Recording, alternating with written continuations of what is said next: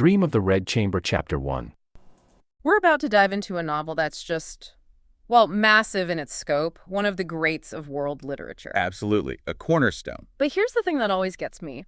Before you even meet the main family or get into the saga, the author basically hits pause. He does, yeah. And tells you, the reader, exactly why he wrote it and sort of how you're supposed to read it. It's pretty unusual. It's incredibly radical, especially for its time.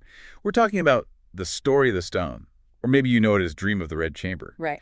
And that very first chapter, it acts like a kind of literary contract between the author and the reader. A contract? How so? Well, it states the method right up front. He says he's using this mythological story, this tale of a sentient spiritual stone, to basically hide, but also record real events he experienced. So the opening is the decoder ring for the whole book. Exactly. It's the key. You have to grasp chapter 1 to really understand what follows. Okay, we're going straight to that foundation. Forget the centuries of commentary for a moment. Let's look at the raw material of chapter 1 itself. Zin Shine recognizes the spiritual stone in a dream. Jia Yukun thinks of a beautiful girl in the dust. That's the one. We really need to unpack the author's intention, which is surprisingly almost self-deprecating, and this whole cosmic frame story. The idea that the narrator is fundamentally flawed, rejected even. So let's start right there with the author's own voice. It comes through in that opening commentary bit, the PG. That's the term scholars use, yes. The PG. And like I said, it's not some proud author puffing out his chest. It's almost the opposite. It's like an admission of failure. It really is. An unprecedented way to open a major work back then.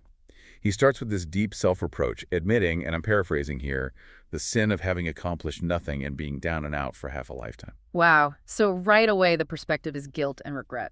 Precisely. It sets that tone immediately. And then what's truly wild is how he pivots from his own sense of failure to the women he knew. Ah, yes. That's crucial. He basically says, look, I feel ashamed. My own manly eyebrows, my masculinity, he suggests, was nothing compared to the conduct, the insight of the women he grew up around. The Kunchai, the ladies of the inner chambers. It's this profound act of self-abasement, like you said. He's lowering himself to elevate them. It really grounds the whole thing as a tribute, doesn't it? Absolutely. The motivation seems to be this guilt over a wasted life, but the action it spurs is immortalizing these women. He tells us the main point is recording the boudoir friends and boudoir affection, the Gyugi king. And he's quite clear, isn't he, that this isn't some angry rant against society. Explicitly, he says it's not a book meant to lash out at society or be some kind of, moral instruction manual. He insists it's a sincere record. But I have to wonder, though, is claiming failure also a clever literary move? By saying I'm worthless, he maybe gains our trust, makes us see the story as honest memory, not fiction. That's a really interesting point. Is it genuine self-loathing or a brilliant rhetorical strategy? Maybe a bit of both. Could be. Either way, it definitely sets his work apart. And then you have that incredible quatrain at the end of the preface, the one attributed to him. Oh, right. Remind me of that one. Full of absurd words, a handful of bitter tears. Everyone says the author is mad. Who understands the flavor within? It really captures that feeling of pouring your soul out and wondering if anyone will get it. That feeling of being misunderstood. And then there's that couplet that follows, the one that just hits you. Every word seems written in blood. 10 years of extraordinary effort. Yeah, that line, suddenly it's not just a book, it's a decade of someone's life, their suffering, right there on the page. It totally changes how you read it, doesn't it? Yeah. That intensity, the sacrifice involved. He's basically saying, look, I might be flawed, I might be unworthy. But these women were amazing. Exactly. And their stories can't be lost just because of my failings. He had to write it. It feels like a duty born out of profound regret. Okay, so the author confesses he's flawed, unworthy, a very human self-critique. But then he manages to project that exact same feeling, shame, rejection, failure, onto the cosmic scale, right? Which is just genius. It's a seamless connection, isn't it, between the author's psychology and the story's metaphysical beginning. The real start of the narrative isn't about humans at all. It's literally the autobiography of a rock. A cosmic rock, yeah. So we zoom out, way out past the human world. We're at Great Void Mountain. Boundless Wasteland, Greencrest Peak, very evocative names. And this is where the goddess Nua is doing her thing, mending a tear in the sky, like you do. Right, a classic Chinese myth. She's refining these stones, huge ones apparently, to patch up the heavens. And the text gives a specific number. How many? 36,501 stones. Enormous things. 12 zang high, 24 square. Just massive. Okay, huge scale. And she uses almost all of them. Precisely 36,500. Which means There's one left over. One single unused stone, just abandoned there on Greencrest Peak. And that rejected stone is our protagonist, essentially. But it's not just any rock, is it? Because Newell worked on it. Exactly. It had been refined, and through that process, it gained sentience. Lingsing yi tong. It could think, it could feel. So it's aware of its situation. Painfully aware. It sees all the other stones up there, fulfilling their glorious purpose in the sky, and it's just consumed by shame and self-pity. It feels unfit for selection. Wow. So the novel's core theme, this tension between spirit and flawed matter, is right there from the absolute beginning. Cosmic inadequacy. It's the perfect setup. The agony of being aware but feeling materially useless. So this poor, sentient, rejected stone is just sitting there feeling sorry for itself for ages, I guess, until these two figures show up. Right. A monk and a Taoist, described as having extraordinary appearances, clearly spiritual beings, not ordinary mortals. What are they talking about? Deep cosmic truths. They start off discussing illusory matters of immortals, the eternal stuff. But then, interestingly, their conversation shifts to the human world. The red dust, as they call it. They start talking about the attractions down there, specifically the glory and wealth, the Rongwa Fugui. Ah, and the stone overhears this. Yes. And remember, it's already feeling useless and rejected. So when it hears about this world of, quote, glory and wealth. Its ears prick up, or, its rock equivalent. Metaphorically, yes. The text says its mortal heart is already burning. It's immediately captivated by the idea of the human world. So it speaks to them. It pleads with them. Take me there, it says. Take me down to that place of wealth and gentle fragrance. It wants the comfort, the pleasure, the experience of human life. Even though these wise figures are kind of discussing its downsides. Exactly. The irony is overwhelming. These sages know the score. They try to warn the stone, and they say, look, earthly joy doesn't last. There's always a lack of perfection in beauty, and good things suffer setbacks. Good things suffer setbacks. That sounds like a theme. A major one. They basically tell the stone the whole human experience is ultimately a dream, Dao Tu Yumeng, and everything returns to emptiness. They're saying, don't bother, it's not worth the heartache. But the stone doesn't listen. It insists.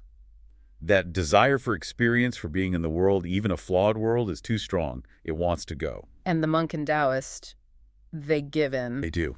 Perhaps they see it as an inevitable part of the cycle, this pull towards form and experience. So the monk uses his divine power. And shrinks the giant rock. Transforms it into this beautiful, small, smooth piece of jade. Pristine and clean, the text says, small enough to be a pendant on a fan. Wow. From mountain chunk to pocket jewel. And crucially, they engrave it with characters, so that when it arrives in the human world, people will recognize it as a curiosity, a kiwu. So that's the object, the physical stone that travels through the story with the main character? That's the one. The spiritual entity now housed in this small jade, ready for its journey into the red dust. Okay, so the story then jumps dramatically, doesn't it? We leap past the stone's entire human experience. Right. Fast forward untold years later, a figure named the Empty Taoist Kong Kong Dao Ren is wandering around back on Greencrest Peak. And he finds the original stone. But it's different now. It's different because it's now covered in writing. The entire story of its time in the human world is inscribed on its surface, a full record of everything, the joys, the sorrows, the separations, all the ups and downs. The stone wrote its own autobiography. Essentially, yes. And this discovery, this conversation between the empty Taoist and the stone, is where the author embeds his own literary criticism. It's really clever. How so? What does the Taoist think of this story? He reads it, and his first reaction is basically, well, this isn't very good. Seriously, why? Because it doesn't fit the standard mold of what literature should be, according to the conventions of the time.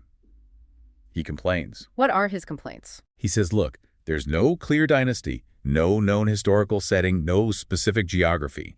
And worse, he says, it doesn't teach any obvious moral lessons. There are no great heroes or virtuous statesmen held up as examples. Sure. It only features, he says dismissively, a few unusual women. As if that's not enough. Wow. So the Taoist represents the conventional literary taste of the era. Precisely. And the author uses this objection to let the stone deliver his own manifesto about what good writing really is. Ah, the stone fights back. What's its defense? The stone argues that being different from the old models is actually a good thing. Refusing the standard template, it says, is what makes this story new and unique. Sinky-beezy. Okay, so novelty over conformity. What else? Then it goes on the attack. It criticizes 3 types of popular fiction at the time. First, it dismisses stories that just slander officials, political potboilers, basically. Right. Second, it slams the vulgar wind and moon stories, the Fenjai Bimo stuff, considered pornographic or corrupting for young readers. Okay, no cheap thrills. And third, and this is a big one, it rips into the incredibly popular but totally formulaic scholar beauty romances, the Jiarenkaisi stories. What's wrong with those? The stone says they're all the same, 1,000 books coming from a single set of templates. Repetitive, predictable, intellectually deadening. You read one, you've read them all. So the author, through the stone, is basically saying, my book isn't like that trash. Exactly. And the ultimate justification. The stone claims this story is superior because it's a true record. It's based on genuine, witnessed events and emotions. He claims there's no fabrication. Dared not add a little fabrication or forcing. That's the claim. Okay, but hold on. The story starts with a goddess fixing the sky and a talking rock. How can it claim no fabrication? Isn't that deeply ironic? It is ironic, but I think the claim isn't about literal historical fact. It's about emotional truth. Ah. The author is saying, unlike those formulaic scholar beauty tales, which are pure invention, my story stems from real feelings, real relationships, real experiences that I witnessed. The core is authentic. Even if the frame is mythical, adding conventional fictional tropes would actually dilute that truth. That makes sense. The emotional core is the real part he won't tamper with. Precisely. And this argument completely wins over the empty Taoist. It changes his mind. Totally transforms him. He has this philosophical realization moving, as the text says, from emptiness to form, from form to emotion, from emotion back to form, and from form back to emptiness. He sees the deep truth in the story. And that journey is why the book has so many different titles, right? Exactly. The titles reflect those different stages or aspects. The story of the stone, that's the form, the material origin. A record of the sentimental monk, that's the emotion, the regret. Dream of the red chamber, that's the illusion, the ultimate emptiness. And others too, like Precious Mirror of Romantic Love and the 12 Beauties of Jinling. They all point to different facets of this complex work.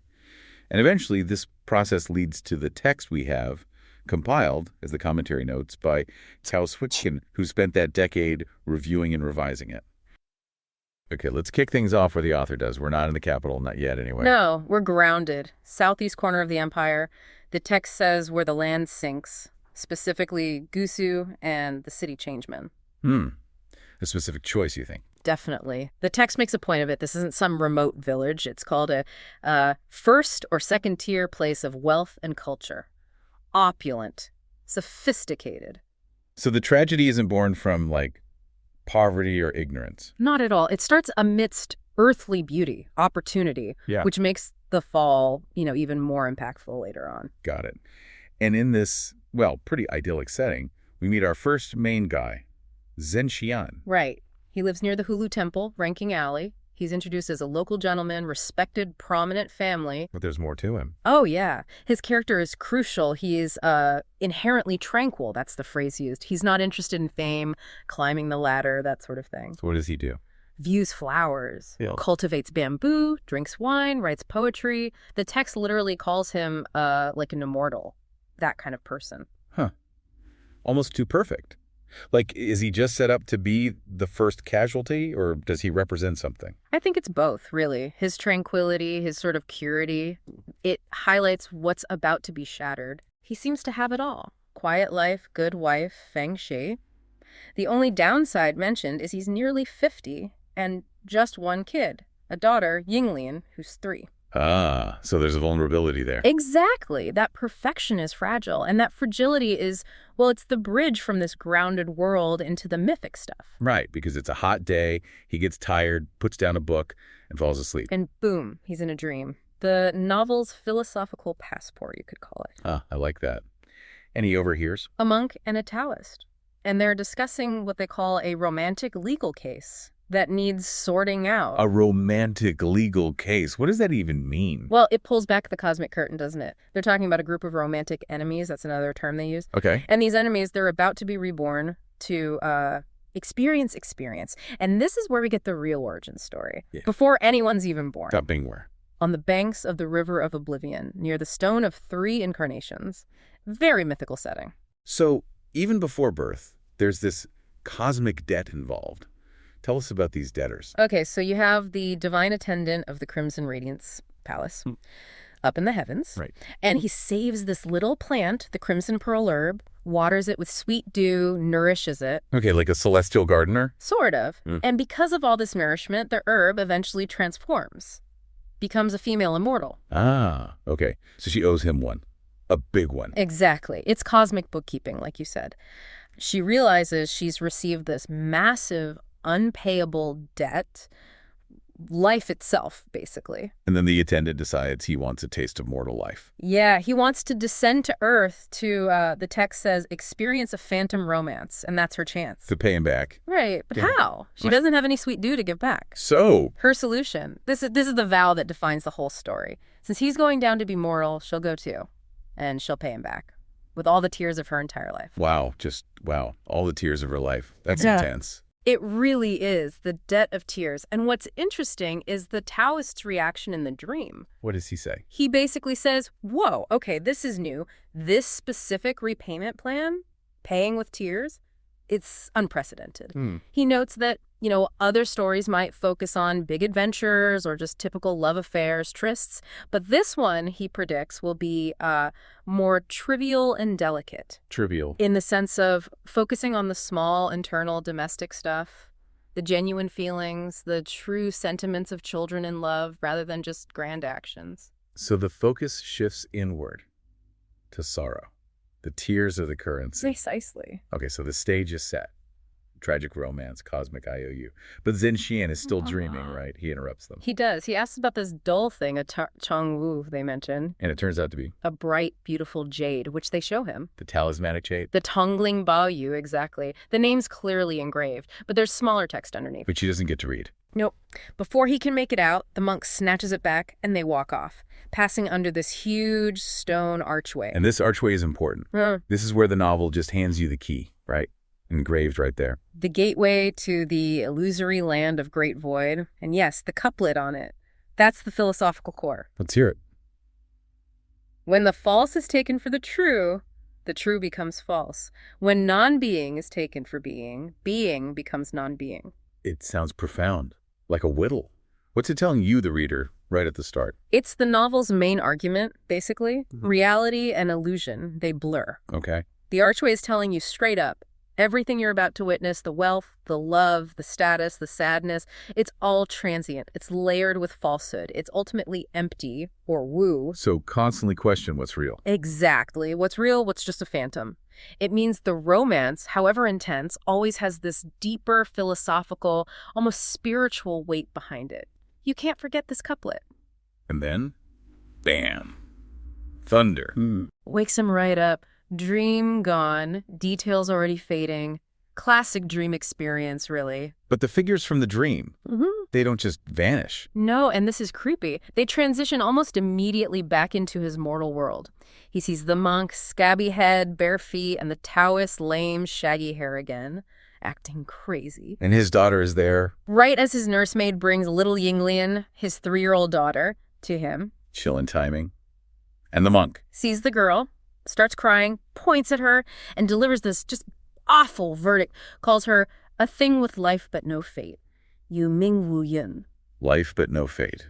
What does that imply? It's horrifying. It means she exists, she was born, but her destiny is fixed. And it's catastrophic. Nothing anyone does can change it. And worse, she'll harm her parents. Oh, man. And then he gives that poem, The Prophecy. Yeah, a specific 4-line prophecy. It's like a spoiler, but in verse. Do you want to read that? That's... Indulging a spoiled child, I laugh at your foolishness, a mirror uselessly facing the melting snow. Be wary after the Lantern Festival. That is when the smoke disperses and the fire goes out. It's basically a death sentence wrapped in poetry, isn't it? Ties her fate to a specific time, the Lantern Festival's end. Melting snow, dispersing smoke. It locks in that fatalism immediately. Wow. And then the immortals just leave. Pretty much. They agree to split up, do their duties, and meet again later in 3 kalpas at North Mang Mountain to cancel their accounts. So the Cosmic Debt Collection Agency is now officially operating on Earth. You could say that, yeah. The mechanism is in motion. And while Zhen Xian is kicking himself for not asking more questions. Right, while he's reeling from all this, Yeah. we meet the last key character for this opening section, the one who brings in human ambition and self-deception. Jie Hua, the poor scholar. Staying at the Hulu Temple, literary name, Yukun. He's from a good family originally, but the roots are gone, fortune's gone. He's poor now, trying to make it, get to the capital. And he looks the part, right? Despite being poor. Yeah, physically impressive, Yeah. broad face, thick back, sharp features. Looks like he should be successful, but he's down on his luck. Okay, and here's where human ego messes things up immediately. Right. Zhen Xian leaves Yukun in the study for a moment. Yukun looks outside, sees a maid picking flowers, Just a maid. described as clear-eyed and moving, nothing overtly flirtatious mentioned. Okay. And the maid notices him, this impressive-looking scholar who's currently poor, and she thinks, my master says this guy's going to make it big. She respects his potential, so she grants his back. Twice. Out of curiosity. Simple curiosity, but you can. Oh, Yukun runs with it big time. Total ego trip. He completely misreads those two glances. How so? He convinces himself it's passionate romantic interest, that she sees his hidden genius. He calls her, in his head, a hero with great discernment, his confiding spirit, his soulmate. Based on two glances. Based on absolutely nothing but his own wishful thinking and, frankly, arrogance. He practically plans the wedding right there. Leaves completely puffed up, congratulating himself. That's a perfect little microcosm, isn't it? It really is. It's the first clear warning sign of human folly clashing with, or maybe fueling, the larger fate. Even before the big tragedy unfolds, we see a character choose illusion, his own projection, over the simple truth. Setting himself up. Totally. Setting himself up for the kind of self-deception that will absolutely drive his actions later. Jie Yukun, he's basically living in a, let's call it a quiet monastery, kind of squatting, really. Yeah, and he's brooding. He knows he's smart, but he doesn't have the money or connections to get ahead. And it's the Mid-Autumn Festival. Which is all about family, prosperity. Makes his situation feel even worse, I imagine. It does. And here's where you see the contradictions in him. Huge ambition, right? But the text notes, he's intensely focused on something quite, well, almost trivial. The housemaid from the Zen family next door. Exactly. So Xian, the neighbor, who's also a scholar, comes over to invite him for a festival drink, and he overhears Yukun composing this poem. It's full of longing, sorrow. But then comes the key part, the couplet that really tells you everything about Yukin's mindset. Ah, yes. That's the one. Jade waits in the box for a good price. Hairpin waits in the casket to fly. It's so direct, isn't it? It's not just sadness. It's like, I'm valuable merchandise waiting for my moment. It really is. It's the language of someone who feels the universe owes him. And Xian, being, perceptive and generous. He doesn't see arrogance. He sees potential. He sees the signs of soaring, as the text puts it. Raw ambition. And Xian, he doesn't just notice. He acts right away. Yukun sort of strategically mentions he doesn't have the travel money for the imperial exams. And Xian doesn't even blink. He just solves the problem. Instantly seals up 50 taels of silver, which, back then, for someone like Yukun... That's a significant amount for travel. A small fortune, really, and not just money. 2 sets of winter clothes as well. Practical.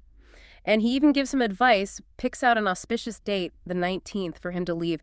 It feels very paternal, very supportive. Pure patronage. He's trying to launch this guy's career completely selflessly. But Yukin's reaction tells us so much about him. How does he respond to this incredible generosity? Well, the source says nothing more than a brief thank you, showing no concern. He barely registers the kindness. He just sees it as transactional, like Xian is just a step on his ladder. Pretty much. He doesn't even wait for the auspicious 19th day Xian picked out. No. Nope. He's gone by 5 the next morning. Leaves a message saying, basically, scholars don't worry about lucky days. Getting things done is what matters. Wow. No real goodbye, no lingering gratitude. Just prickus. Ambition. Brutal pragmatism. He's off. Okay, so Yukun ascends, fueled by generosity he barely acknowledged. But, the story takes a turn. Almost immediately, Zhen Xian's fortunes reverse dramatically. Yeah, that's right. We shift forward just a few months to the Lantern Festival. And this is where Xian's world starts to completely fall apart. And the first blow is unimaginable. It involves his daughter, Yinglian, his only child. Yeah. Xian sends his servant, Hu Qi, to take her out to see the festival lights. The lanterns, the crowds. Happy occasion. But they need Negligence. Horrible carelessness. Wookie, the servant, needs to relieve himself. He just puts the little girl down on a doorstep for a brief moment. And when he comes back? She's gone. Poof. Vanished into the crowd. Ah, that's every parent's nightmare. Absolutely. And the servant, Wookie, he panics. He's terrified of the consequences, so he just runs away, flees the area entirely. Leaving the parents with nothing. No answer. Nothing. Just unimaginable grief. They search frantically, of course, but nothing. The loss of their only child, and in such a sudden, senseless way, it breaks them. They fall ill from grief and despair. Their whole world is shattered, and it doesn't stop there, does it? Before they can even really process this, disaster strikes again, financially this time. Exactly. Just over a month later, mid-March or so. Fire. Where does it start? It's accidental. Starts at the Gourd Temple, right next door to Sheen's house. Some monks were careless with an oil pot. And the houses, then? Lots of flammable materials. Right. Bamboo fences, wooden structures. The fire spreads incredibly fast. It consumes the whole neighborhood. The text calls it a flame mountain. A flame mountain. So Sheen's house. Completely destroyed. Gone. Right next to the temple, it stood no chance. They escaped with their lives, him and his wife, but basically nothing else. Just rubble. A field of tiles and rubble. Imagine that. You go from being this respected, comfortable scholar and patron to losing your child and your entire fortune in, what, maybe half a year?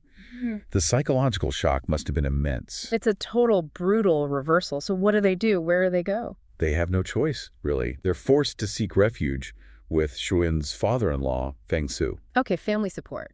Maybe a silver lining. Not quite. This is where the tragedy kind of curdles into something else. Yeah. Mundane disillusionment. Feng Su is a farmer, reasonably well off. But he's not happy about having them. He sees them as a burden. even though Sheehan still has some money left, right, from selling off distant assets. He does. A little bit. Yeah. And he asks Feng Su, his father-in-law, to help him invest it. You know, buy some modest property, a small farm maybe, conservatively. Trying to rebuild slowly? Yeah, but Feng Su, he's described as greedy and pragmatic, much like Yukin in a way. The text says he half-coaxed and half-cheated Shuin. Took advantage of him in his grief. Absolutely. Gave him poor land, run-down housing, probably skimmed a good chunk off the top for himself. So the kindness Shan showed Yukun, it's met with exploitation from his own family. That's bitter. It's a harsh lesson, isn't it? Yeah. Kindness doesn't always pay. And Sheehan, well, he's a scholar. He's useless at farming. So things just get worse.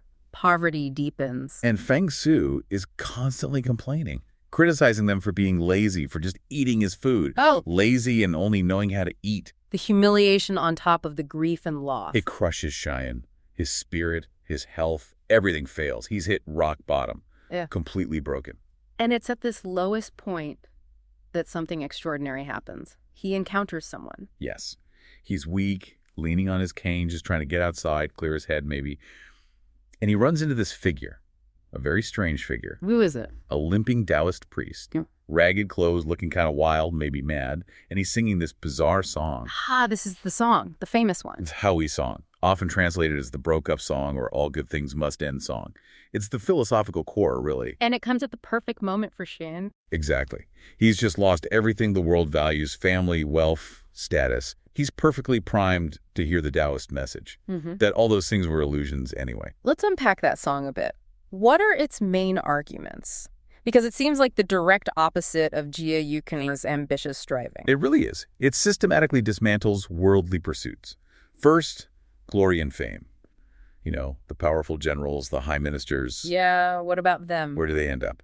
The song says a pile of wild graves. Dust, status means nothing in the end. And Yukun just got his fancy official robes. The song's already undermining that achievement. Precisely. Then wealth. People slave away their whole lives piling up gold and silver. Only to die just when they get too much, right? Unable to actually use it. Exactly. Hits close to home for Xian, whose wealth vanished in smoke. What's next? Personal relationships. Wives and spouses. The song is pretty cynical here. It basically says, the wife who swears undying love, she'll happily marry someone else soon after you're dead. Loyalty's fleeting. Ouch! Given the betrayal by his father-in-law, that probably resonates too. And the final verse hits the hardest, especially for Xian. Children and heirs. Oh, no. Parents pour everything into their children, foolishly devoted, the song implies. But how many children actually repay that love and sacrifice? And Xian's devotion ended with his daughter disappearing. That must have felt like a direct blow. It's like the universe is speaking directly to his pain. The source says Xian instantly understood. His heart completely comprehended, achieved enlightenment right there on the spot. No need for years of meditation. His life experience was the lesson. He gets it so profoundly that he doesn't just listen. He immediately starts riffing on it, adding his own commentary, his own examples. Really? What does he add? He provides these incredibly sharp contrasts, showing how fast fortunes turn. The grand hall filled with symbols of power, like the ones Yukon now has. What happens to it? It becomes overgrown with weeds. Today's joyful wedding couple, they're quickly replaced by mourners at yesterday's grave. It's all temporary. It cycles. And the ultimate punchline for his own situation. The man with chests full of gold and silver becomes, in heartbeat, the beggar whom all despise.